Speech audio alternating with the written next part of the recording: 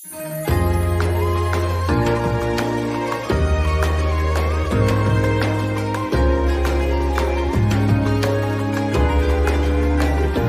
الخير يا جماعة، رمضان كريم علينا وعليكم. اليوم 8 رمضان، مو شيرين؟ ما شاء الله صار 8 أيام راحوا من شهر رمضان، أحلى شهر. المهم إذا بتتذكروا من كم يوم طبخت يبرق ورق عنب، ضل عندي هذا الرز كله، حطيته بالبراد، ما حطيته بالفريزر لأنه بالفريزر بتجرد، وغطيت عليه. طلعته اليوم قلت ايش بدي اساوي فيه، حرام يعني بتعرفوا كمية. فجبت قرنبيط ملفوفة. المهم قلت هلا بسلقهم وبعمل لي طنجرة ملفوف. فيلا خليكن معي وكملوا الفيديو، شوفوا طبختنا اليوم. كمان رح نعمل أطباق جانبية.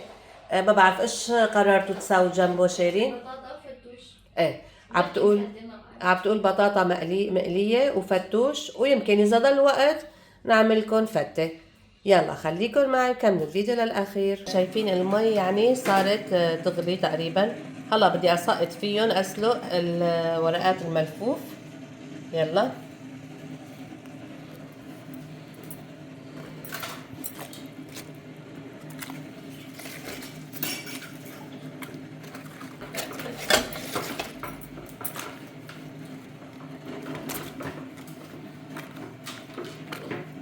طبعا لا تخلوا يعني بالمي كتير تنسلق، لانه فورا بيحتري وما بقى بنلف معكم، بنشقوا يعني.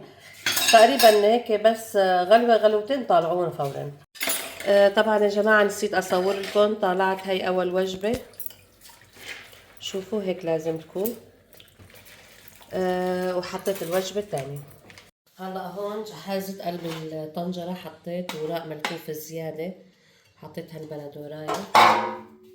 خلينا نبلش.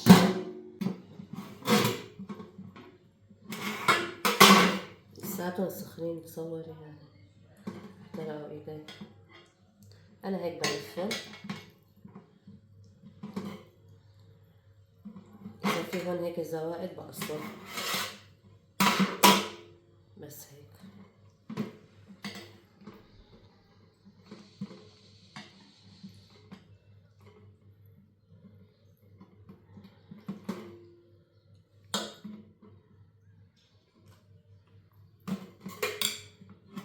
هدول بحب اشيلهم.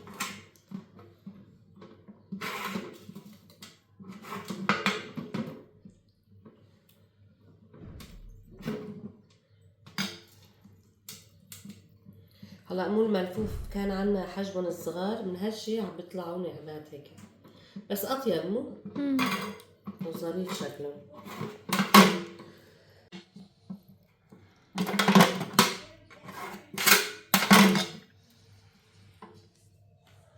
هلا في هون بحب احشيها، طلعي هي بحبها كتير قلبها.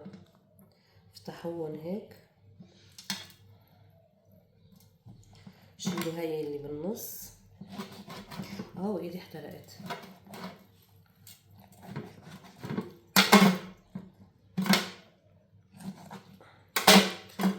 بحط هيك كمشة رز عادي يعني، حتى ولو كتيرة معلش. شوفوني هالجمال.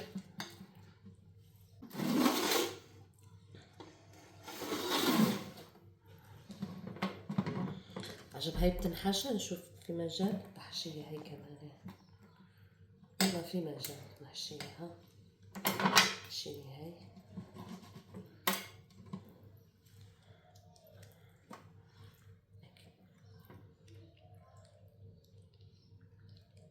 شوفوا ما أحلاها صارت، سكرناها مثل الوردة. بحط جنب الفتة. في وردة تانية لازم، وينها؟ هلا وردة مفتحة بعدين بسكرها. شوفولي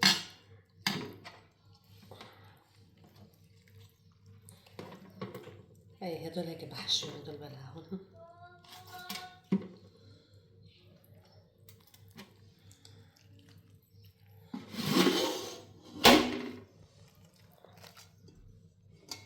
خلصنا لف القرنبيط، زاد شوية رز عملنا هدول، كان بقى هيك بالبيت ما بعرف ليش بس كوسة وحدة وباذنجانة وحدة، يمكن مرح عملنا لأنه خضرة مشكلة، فهدول الزيادة كانوا يعني شاد. حاولنا إنه الرز يكون هو بقيان من هديك المرة لسه يكفيه، لسه عزاد معنا رز، سبحان الله فيه بركة الرزات.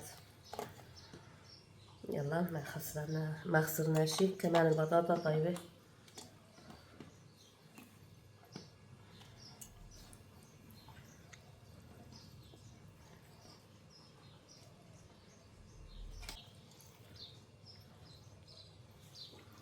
هلا بعبي اول شي الفراغات. مثلا وين في فراغ بحط. ويا ريت يا ستات يا حلوين تخبروني بالتعليقات انتو كمان اليوم ايش طبختوا. بحب اخذ منكم افكار، بلكي ان شاء الله بطبقها على القناة وبطبخها برمضان. وهلا حطيت الطبخة على النار، مثل ما بتعرفوا لفينا ورق الملفوف القرنبيط. طبعا انا ما بحط معه شي، بس ملح ونعناع حطيت، وبعدين حطيت مي عادية. قبل ما تستوي بنص ساعة تقريبا بحط معه الحمض والملح، بتأكد إذا ناقصه أو لا. هلا تقريبا صار لها أكتر من ساعة ونص، مو جولي؟ إيه هلا إيش بعمل؟ أنا بحط عليه دبس بندورة، بدور دبس بندورة، شفت ملحه قليل حطيت شوية ملح، بدي أحط كمان ملح ليمون، هيك بحط حمض أنا، حاجة هيك بظن.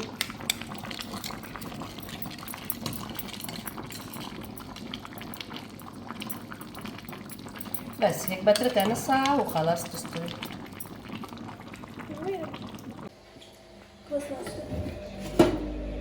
طبخة استوت، ضل 10 دقائق للآذان. شيرو عم تقول نطلعها وحدة وحدة، وأنا عم أقول إنه نقلبها أسهل مشان ما نحرق إيدنا نوسخ وكذا. فاستني أحاول. بس شو قول استني.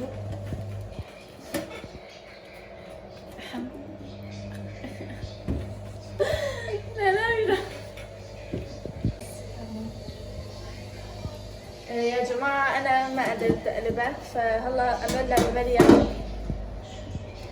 مريم يا جماعة أنا وشيرة صار لنا ساعتين. قلبت بدون تفكير. ثواني صار ساعتين عم نفكر كيف بدنا نقلبها وكيف بدنا نقلبها. المهم أشيل ليه؟ بسم الله. 1 2. إيه ما خربت الدنيا. شوفوا ما ضل فيها شيء محروق. إيه هي بس تحت عادي. وهيك كانت سفرتنا الرمضانية البسيطة، إن شاء الله تكون عجبتكم السفرة وطريقتي بمحشي الملفوف عجبكم.